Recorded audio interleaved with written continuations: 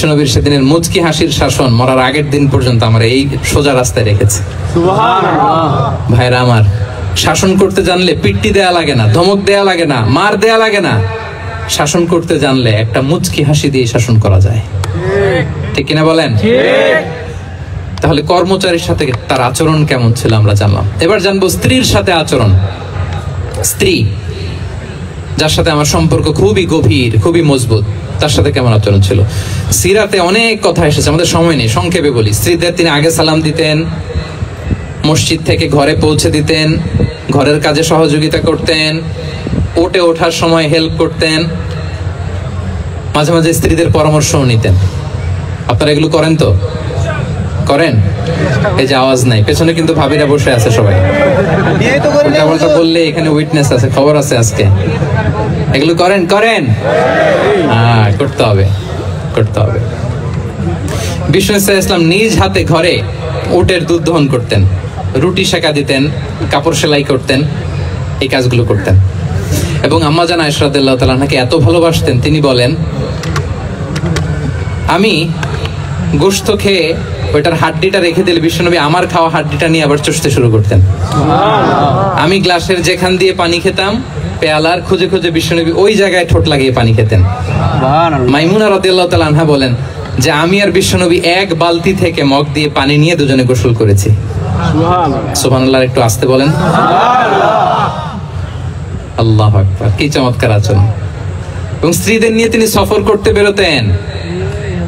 একবার রাত্রিবেলা বিষ্ণু ইসলাম এবং আম্মা জান আয়েশা রাদিয়াল্লাহু তাআলা আনহা, বিষ্ণু বলেন চলো তো আমরা একটু দৌড় দেই, এক্সারসাইজ হয়ে যাবে। দুইজনে দৌড় দিলেন। তখন আম্মা জান আয়েশা রাদিয়াল্লাহু তাআলা আনহা একটু স্লিম ছিলেন, তো দৌড়ে বিশ্বনবী পিছে পড়ে গেলেন, আম্মা জান আয়েশা ফার্স্ট হয়ে গেলেন, আগে চলে গেলেন।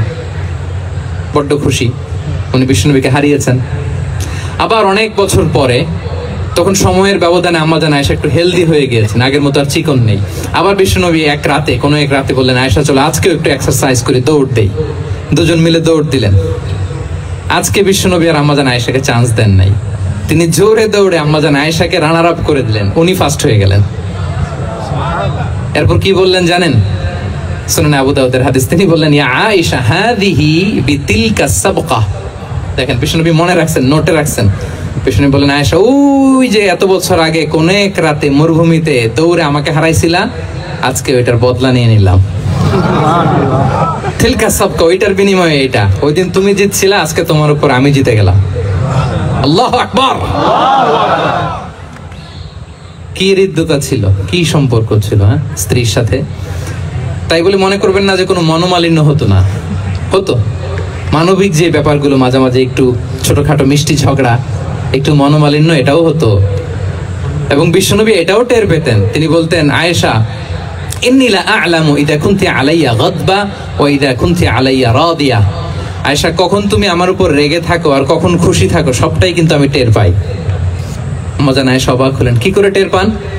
বিশ্বনবী বলেন, যখন তুমি আমার উপর খুশি থাকো তখন দোয়ার সময় বলো লা ওয়া রাব্বি মুহাম্মদ, তুমি বলো হে মুহাম্মদের রব আল্লাহ, মদিনার উপর রহম করেন, আমাদেরকে ক্ষমা করেন। হে মুহাম্মদের রব, আমাদের ক্ষমা করেন, এইভাবে দোয়া করো। আর যখন তুমি রেগে থাকো তখন আমার নামটা মুখ দিয়ে নিতে চাও না, তখন তুমি দোয়াতে বলো লা ওয়া রাব্বি ইব্রাহিম, হে ইব্রাহিমের আল্লাহ, হে ইব্রাহিম নবীর খোদা, আমাদের মাফ করো। তখন তুমি আমার নাম নাও না, কৌশলে আমার নামটা বাদ দাও। আম্মা জান আয়েশা বলেন, ইয়া রাসূলুল্লাহ মা আহজুরু ইল্লা ইসমাক। নবী হে, আমি তো আপনার নামটাই শুধু মুখ থেকে বাদ দেই, আমার হৃদয় থেকে তো কখনো আপনারে বাদ দিতে পারি না। এটা ঠিক, তখন রেগে থাকি, আপনার নামটা মুখে নেই না, কিন্তু হৃদয় থেকে তো আপনাকে সরাতে পারি না। সুবহানাল্লাহ। এই ছিল বিষ্ণুবীর সাথে স্ত্রীদের সম্পর্ক। প্রিয় ভাইরা, আমরা যদি একটু দেখি প্রতিবেশীর সাথে কেমন আচরণ করতেন। নেইবার, বিষ্ণু বলতেন, মান কানা ইউমিনু বিল্লাহি ওয়াল ইয়াউমিল আখির ফালইউকরিম দাইফাহ। যে আল্লাহ বিশ্বাস করে, আখিরাতে বিশ্বাস করে, সে যেন প্রতিবেশীকে সম্মান করে। এবং একবার আবু যার আল গিফারি রাদিয়াল্লাহু তাআলা আনহুকে বিষ্ণু ইসলাম বলেন, আবু যার ইযা তাবাখতা মারাকান ফাআকসির মাআহ। হে আবু যার, তুমি যদি কখনো ঝোল তরকারি রান্না করো, ঝোলের তরকারি খাইছেন? আপনাদের সাউথ কোরিয়াতে তো বিখ্যাত একটা ঝোলের তরকারি আছে, কি নাম যেন, মাছের ম্যাগি বাগা, মেংথাং। আমরা একটা